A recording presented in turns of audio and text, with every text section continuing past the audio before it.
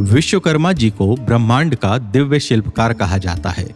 वे वास्तुशास्त्र के जनक और देवताओं के इंजीनियर माने जाते हैं। जब भी हम कोई इमारत देखते हैं, कोई मशीन इस्तेमाल करते हैं या अपने हाथ में कोई औजार पकड़ते हैं, तो उसके पीछे किसी न किसी कारीगर की मेहनत और कौशल छुपा होता है।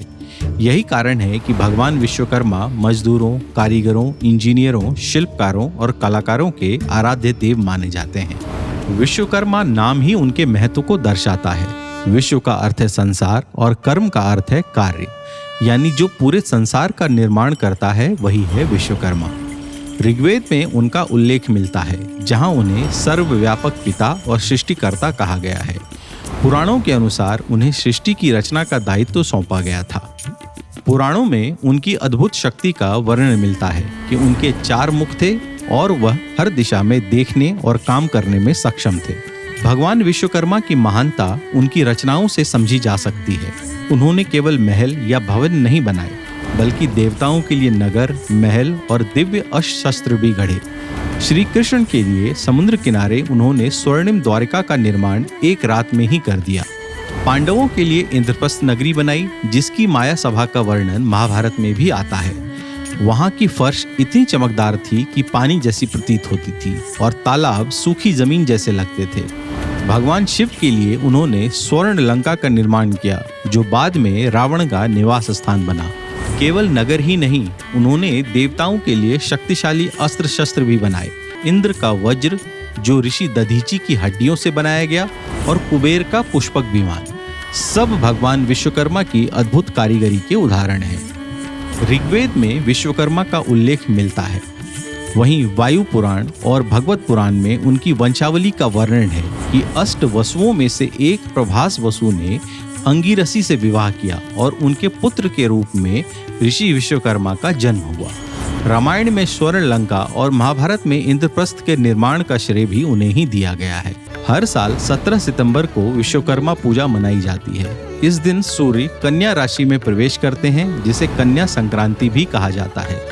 मजदूर, कारीगर, इंजीनियर और कलाकार अपने औजारों और मशीनों की पूजा करते हैं। लोग अपने उपकरणों को साफ करके सजाते हैं और इनकी आरती करते हैं। ऑफिसेस में कंप्यूटर और डेस्क की पूजा होती है। पूजा विधि में साफ स्थान पर भगवान विश्वकर्मा की प्रतिमा या तस्वीर रखी जाती है। औजार और मशीनों को धोकर फूलों से सजाया जाता है। दीपक, अगरबत्ती, नारियल, चावल और मिठाई से पूजा की जाती है। मंत्रों का उच्चारण होता है। ओम विश्वकर्माय नमः। आरती करके आशीर्वाद लिया जाता है। भारत के विभिन्न हिस्सों में यह त्योहार अलग अलग ढंग से मनाया जाता है।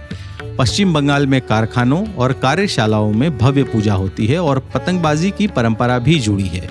ओडिशा और झारखंड में इसे बड़े स्तर पर मनाया जाता है, खासकर इस्पात और खनन क्षेत्रों में। कर्नाटका और आंध्र प्रदेश में विश्वकर्मा समुदाय इसे पारंपरिक रीति से मनाता है। आज के डिजिटल युग में भी इसका महत्व कम नहीं हुआ है। आईटी कंपनीज में कंप्यूटर और सर्वर की पूजा होती है। स्टार्टअप्स में डेस्क पर पूजा की जाती है।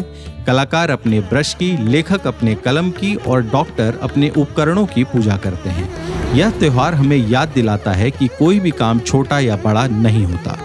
उन्होंने मनुष्यों को वास्तुकला और यांत्रिकी के विज्ञान से अवगत कराया और श्रमिकों, कारीगरों और कलाकारों के संरक्षक देवता के रूप में भी जाने गए। भगवान विश्वकर्मा की पूजा हमें यह शिक्षा देती है कि मेहनत और कौशल ही सबसे बड़ी आराधना है। हर काम अगर ईमानदारी और लगन से किया जाए तो वही सच्ची पूजा है।